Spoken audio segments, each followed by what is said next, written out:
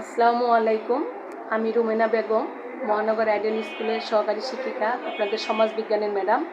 আপনারা কেমন আছেন বাবা? আশা রাখি আল্লাহর রহমতে সুস্থ মন এবং শরীর নিয়ে ভালো আছেন। আজ আমরা আমাদের যেহেতু দুইটা পরীক্ষা হবে, অর্ধবার্ষিক পরীক্ষা আর একটা হলো বার্ষিক। এখন আমাদের এই অর্ধবার্ষিক পরীক্ষা আমরা কয়টা অধ্যায় পড়বো আগেটা জেনে নেই।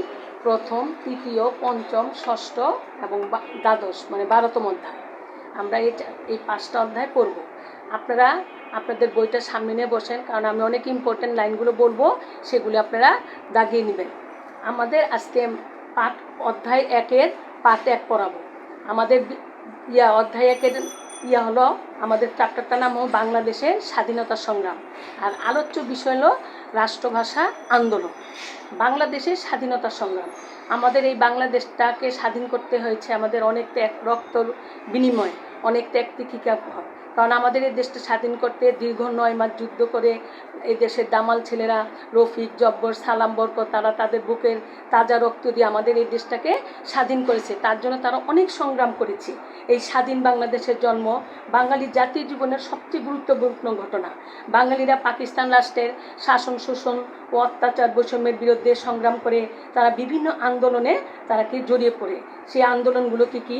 52 ভাষা আন্দোলন, তারপরে কি হবে 1946 সালে 6 দফা আন্দোলন, পূর্ব পাকিস্তানের প্রাদেশিক পরিষদের নির্বাচন, ঐতিহাসিক আগরতলা মামলা, সাংস্কৃতিক অধিকার আন্দোলন, 1970 সালে নির্বাচন বাঙালি জাতীয় জাগরণের ক্ষেত্রে ব্যাপক ভূমিকা পালন করে।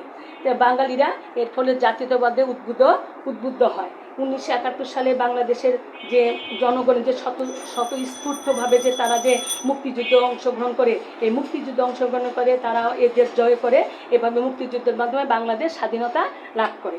এখন আমরা আলোচ্য বিষয় রাষ্ট্রভাষা আন্দোলন এটা পড়ব। রাষ্ট্রভাষা আন্দোলন, রাষ্ট্রভাষায় আমাদের আমরা আজ কথা বলছি বাংলা ভাষায়, এই ভাষাটাকে আমরা কিভাবে আন্দোলন করলাম, কিভাবে এই রাষ্ট্রভাষাকে আমরা অধিকার আদায় করেছি, সেটা আমরা কিভাবে করলাম, কি কত ত্যাগ তিতিক্ষার বিনিময়, আমরা এখন সেটা আলোচনা করব। রাষ্ট্রভাষা আন্দোলনটা দেখেন, আপনারা সামনে বই রাখবেন, আমরা এখন বই ইম্পর্টেন্ট লাইনগুলো দাগাবো, কারণ এই জন্য দাগাবো এগুলি আমাদের জ্ঞানমূলকও থাকতে পারে, আবার নৈবেত্তিক আকারও বাবা থাকতে পারে। দেখেন, রাষ্ট্রভাষা আন্দোলন 47 সালে পাকিস্তানের স্বাধীনতা লাভের পর রাষ্ট্রের নীতি আদর্শ নিয়ে বিভ্রান্তি দেখা দেয়। রাষ্ট্রের নীতি এবং আদর্শ নিয়ে কত সালে থেকে? 1947 সালে। এই অবস্থাকে কি বলা হয়? আমরা এই অবস্থাকে বলা হয় সংহতি বা একাত্মতার সংগঠন। 1947 সালে আমাদের কি হলো বাবা? পাকিস্তানের স্বাধীনতা লাভের পর নীতি আদর্শ নিয়ে বিভ্রান্ত হয়। এই অবস্থাকে বলা হয় সংহতির বা একাত্মতার সংকট। এটাকে সংহতি বা একাত্মতার সংহতি। আপনারা দেখেন এই লাইনটা দাগা, আপনাদের এটা অনুধাবনমূলক থাকতে পারে যে সংহতি বা একাত্মতার সংকটটা কি, তখন আমরা এখান থেকে লিখব। আর 1947 সালে পাকিস্তানের স্বাধীনতা লাভের পর রাষ্ট্রের নীতি আদর্শ নিয়ে বিভ্রান্তি দেখা দেয়। এই অবস্থাকে বলা হয় সংহতি বা একাত্মতার সংকট। এটা আপনাদের অনুধাবনমূলক থাকতে পারে। তারপরে দেখেন, হিন্দু মুসলিম সবাই দুটি পৃথক জাতি, এই দাবি ছিল পাকিস্তান প্রতিষ্ঠার পক্ষে প্রধান যুক্তি। তারপরে দেখেন আর পরের লাইনটা আবার দাগান, দ্বিজাতি তত্ত্বের প্রধান প্রবক্তা জিন্নাহ। দ্বিজাতি তত্ত্বের, এটা আপনাদের জ্ঞানমূলক থাকতে পারে। দ্বিজাতি তত্ত্বের প্রধান প্রবক্তার নাম কি? মোহাম্মদ জিন্নাহ। দ্বিজাতি তত্ত্বের মোহাম্মদ জিন্নাহ, আমি শর্টে লিখতেছি, মোহাম্মদ জিন্নাহ, প্রবক্তা জিন্নাহ। তিনি কি করছেন? ইনি হলো দ্বিজাতি তত্ত্বের প্রবক্তা। এটা আমাদের জ্ঞানমূলকে থাকতে পারে, জ্ঞানমূলকে। আর আমরা এর আগে পড়লাম অনুধাবনমূলক হলো সংহতি, এটা হলো অনুধাবনমূলক থাকতে পারে বাবা, অনুধাবন। ঠিক আছে? তাহলে দ্বিজাতি তত্ত্বের প্রবক্তা জিন্নাহ কি বলেছেন দেখেন, গণপরিষদে কি বলেছিলেন? এগুলি সবগুলো আন্দোলন হয়েছিল রাষ্ট্রভাষা আন্দোলনের জন্য। ওনারা কি করছে? বিভিন্ন মনীষীগণ, বিভিন্ন সাহিত্যিকগণ বিভিন্ন ধরনের বক্তৃতা দিয়েছেন। তিনি কি বলছেন? মুসলিম, হিন্দু, খ্রিস্টান, বৌদ্ধ কিংবা পাকিস্তানি, বাঙালি, সিদ্ধি, পাখতুন পরিচয় ভুলে সকলকে এখন এক পাকিস্তানি হতে হবে। কে বলেছে এটা? জিন্নাহ কি বলেছেন? এটা আপনাদের হতে পারে অনুধাবনের মধ্যে। জিন্নাহ কি বলেছিলেন? জিন্নাহ তার গণপরিষদের ভাষণে কি বলেছিলেন? তখন আপনি এটা লিখবেন, মুসলিম, হিন্দু, খ্রিস্টান, বৌদ্ধ কিংবা বাঙালি, পাঞ্জাবি, সিন্ধি, পাখতুন পরিচয় তুলে সকলকেই পরিচয় ভুলে সকলকে এখন এক পাকিস্তানি হতে হবে। বাংলাদেশের এই সেই পাকিস্তানের ঐক্যসূত্র তৈরি করতে তারা ইসলাম এবং উর্দু ভাষার উপর জোর দেয়, আর অন্যান্য ধর্ম এবং ভাষাগুলো কী করে তারা ভাষা সংস্কৃতির বিরুদ্ধে অবস্থান নেয়। বাংলা ভাষার সমৃদ্ধ সাহিত্য রবীন্দ্রনাথ, মাইকেল, বঙ্কিমের মতো গুরুত্বপূর্ণ সাহিত্যিকদের প্রতিও তৎকালীন পাকিস্তান সরকার বৈরী অবস্থান গ্রহণ করে। তাহলে বাংলা ভাষার সমৃদ্ধ সাহিত্য কারা কারা? রবীন্দ্রনাথ, মাইকেল, বঙ্কিম, এই তিনজনের নাম আমরা বলবো। তারা কি করে তৎকালীন পাকিস্তান সরকারের প্রতি বৈরী অবস্থান গ্রহণ করে। এটা আপনারা দাগ দিবেন, এটার নিচে আপনারা আন্ডারলাইন দিবেন। তারপর আবার দেখেন বহুভাষাবিদ ডক্টর মোহাম্মদ শহীদুল্লাহ, কী করছে? শহীদুল্লাহ উনিও কী করছেন? বাংলা ভাষা, বাংলা সাহিত্য সংস্কৃতি এগিয়েছেন। তিনি বলেছেন, এখানেও দাগ দেন, ডক্টর মোহাম্মদ শহীদুল্লাহ বলেছেন, আমরা হিন্দু মুসলিম যেমন সত্য তার চেয়ে বেশি সত্য আমরা বাঙালি। এটার নিচে আপনারা আন্ডারলাইন করেন। কি বলেছেন উনি? আমরা হিন্দু মুসলিম যেমন সত্য তার চেয়ে বেশি সত্য আমরা বাঙালি। কিন্তু এই আদর্শের কথা নয়, এটি একটি বাস্তব কথা। তো এরপর প্রকৃতি নিজের হাতে আমাদের চেহারা এবং ভাষা বাঙালিত্বর এমন ছাপ দিয়েছে যে মালা, তিলক, তিথিতে কিংবা টুপি, লুঙ্গি, দাড়িতে ঢাকবার জো নেই। আপনারা এইটুক পুরাটুক দাগাবেন যে শহীদুল্লাহ কি বলেছেন, উনি ভাষা সাহিত্যিক একজন, উনি কি বলেছেন, এটা আপনারা পুরাটা দাগাবেন, ঠিক আছে? তারপরে দেখেন পরের প্যারাটা যান। 1948 সালে, কত সালে? 1948 সালে কি বলছে? মার্চ মাসে ঢাকা বিশ্ববিদ্যালয় কার্যালয়ে ছাত্র শিক্ষকের সমাবেশে মোহাম্মদ আলী জিন্নাহ কে বলছেন? এই লাইনটা দাগান। 1948 থেকে মোহাম্মদ আলী জিন্নাহ ঘোষণা করেন পাকিস্তানের একমাত্র রাষ্ট্রভাষা হবে উর্দু। কিন্তু উপস্থিত ছাত্ররা তখন কি করে? নানা প্রতিধ্বনিতে প্রতিবাদ জানায়। তখন কি করে? এইটুকু আপনারা দাগান। এই যে 1948 থেকে এই যে নানা প্রতিধ্বনিতে প্রতিবাদ জানায়, এইটুকু আপনারা দাগাবেন। এর ফলে বাঙালির সদস্য এছাড়াও বাঙালি সদস্য 71 শহীদ ধীরেন্দ্রনাথ দত্ত রাষ্ট্রভাষার বাংলা পক্ষে প্রস্তাব উত্থাপন করেন। তাহলে আমরা বিভিন্ন মনীষী, বিভিন্ন সাহিত্যিকদের বিভিন্ন বর্ণনা, তারা বিভিন্ন ধরনের বিভিন্ন বর্ণনা করেছেন, বিভিন্ন মন্তব্য করেছেন, এগুলো আমরা জানবো। তারপরে উনি কী করছেন? এছাড়াও প্রধানমন্ত্রী লিয়াকত আলী খান তীব্র বিরোধিতা করেন। তারপরে পাকিস্তানের তৎকালীন, অথচ পাকিস্তানের রাষ্ট্রভাষা হওয়া ছিল যুক্তিযুক্ত তখন, কিন্তু পাকিস্তানের তৎকালীন মোট জনসংখ্যা কত ছিল? 6 কোটি। কত ছিল? 6,90,00,000। পাকিস্তানের জনসংখ্যা তখন কত ছিল? 6,90,00,000। এর মধ্যে 4 কোটি ছিল বাঙালি। আপনার এটা নিচে ডাক দেন। পাকিস্তানের তৎকালীন মোট জনসংখ্যা ছিল 6,90,00,000। এর মধ্যে 4,40,00,000 ছিল বাঙালি, বাকি 2,500 কোটি ছিল আমাদের মাতৃভাষা উর্দু ছিল না। বাকি 2,500 কোটি মানুষের মাতৃভাষা উর্দু ছিল না। আপনারা এই লাইনটার নিচে পুরো আন্ডারলাইন করবেন, এই যে পাকিস্তানের মোট জনসংখ্যা কত ছিল। দেশের সংখ্যালঘু জনগোষ্ঠীর ভাষাকে সংখ্যাগুরু বাঙালির উপর চাপিয়ে দেওয়ার চেষ্টা করেছিল পাকিস্তানি শাসক গোষ্ঠী। কারা? পাকিস্তানি শাসক গোষ্ঠী কী করছে? জনগোষ্ঠীর ভাষাকে সংখ্যাগুরু লঘু মানুষের উপরে বাঙালির উপর চাপিয়ে দেওয়ার চেষ্টা করেছিল পাকিস্তানের শাসক গোষ্ঠী, কিন্তু বাঙালিরা সেটা মেনে নিতে পারেনি। রাষ্ট্রভাষার দাবিটা করে তারা উর্দুর পাশাপাশি রাষ্ট্রভাষা হিসেবে বাংলা ভাষাকে স্বীকৃতি দিয়েছিল। এরপরে পরের লাইনটা যান বাবা, এটার মধ্যে দেখেন, এই লাইনটা দাগাবেন, পরের আন্ডারলাইন করবেন। মাতৃভাষার অধিকারের জন্য এদেশের একাধিক উদ্যোগের কথা জানা যায়। মাতৃভাষা অধিকার জন্য এদেশের একাধিক উদ্যোগের, মানে অনেকজন এর বিরুদ্ধে মাতৃভাষার জন্য অনেক সংগ্রাম করেছেন, অনেক ত্যাগ-তিতিক্ষা তারা স্বীকার করছেন এই মাতৃভাষার জন্য। এছাড়াও দেখেন প্রগতিশীল রাজনীতিবিদ, ঢাকা বিশ্ববিদ্যালয়ের ছাত্রদের সমন্বয় সর্বদলীয় রাষ্ট্রভাষা সংগ্রাম পরিষদ গঠিত হয়। এটার নিচে আন্ডারলাইন করেন, সর্বদলীয় সংগ্রাম পরিষদ কাদেরকে নিয়ে গঠিত হয়? প্রগতিশীল রাজনীতিবিদ, ঢাকা বিশ্ববিদ্যালয়ের ছাত্রদের সমন্বয়ে মানে একসঙ্গে সর্বদলীয় রাষ্ট্রভাষা সংগ্রাম পরিষদ গঠিত হয়। এটার নিচে আপনারা আন্ডারলাইন করেন, সর্বদলীয় রাষ্ট্রভাষা সংগ্রাম পরিষদ। এর নেতৃত্ব কারা দিয়েছিলেন? এটাও আন্ডারলাইন করেন।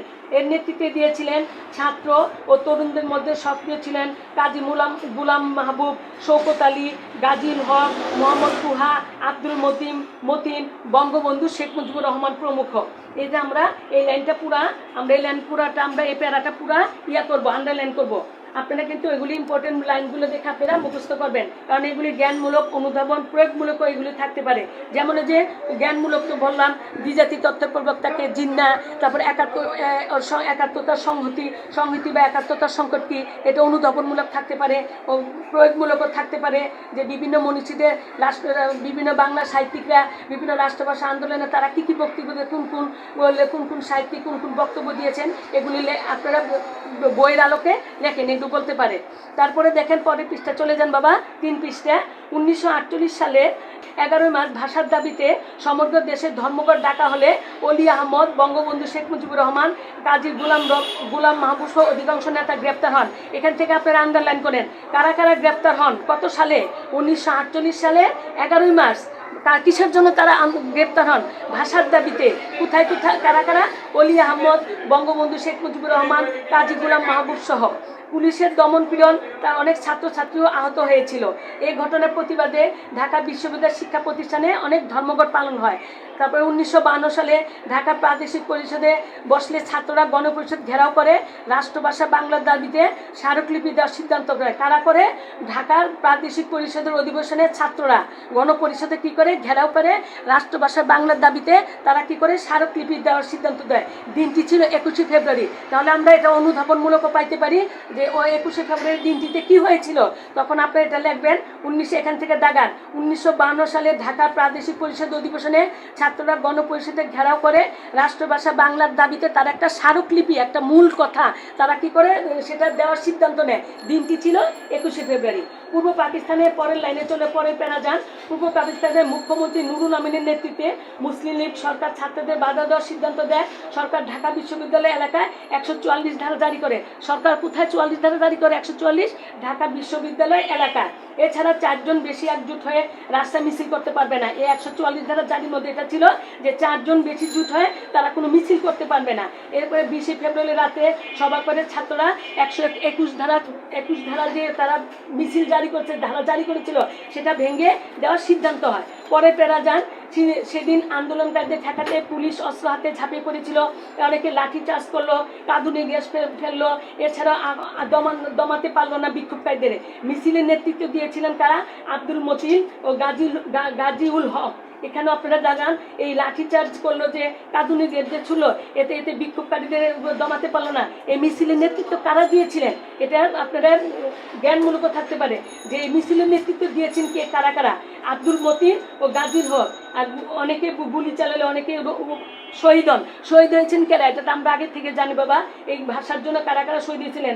রফিক, আব্দুল জব্বার, আব্দুল বরকত, এবং আহত হয়েছেন অনেকে। এদের মধ্যে আব্দুল সালাম চিকিৎসাধীন অবস্থায় মারা যান।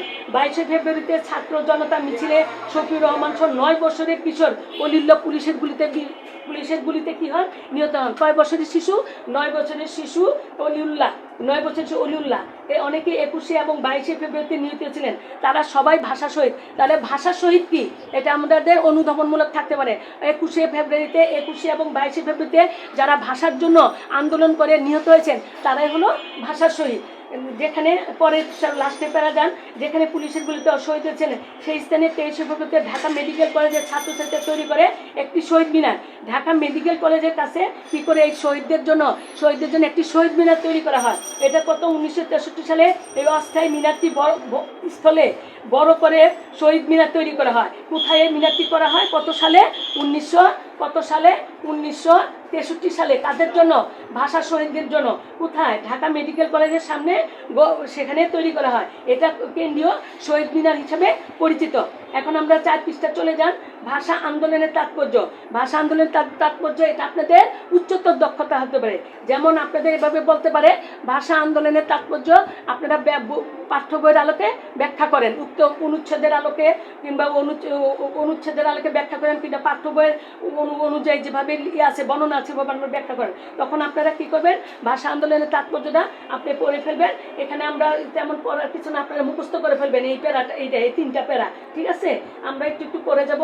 বাঙালিরা বুকের রক্ত মাতৃভাষার সম্মান রক্ষা করতে পেরেছিল। শেষ পর্যন্ত পূর্ব পাকিস্তান আইনের বাংলা ভাষাকে পাকিস্তান অন্তত রাষ্ট্রভাষার পক্ষে সিদ্ধান্ত নেয়। 56 সালে পাকিস্তানের প্রধান সংবিধান রাষ্ট্রভাষা বাংলা ভাষাকে স্বীকৃতি দানের মাধ্যমে বাংলা ভাষাকে তারা কি করে সমাপ্তি ঘটে। অবশেষে বাঙালি জাতির বিজয় অর্জিত হয়।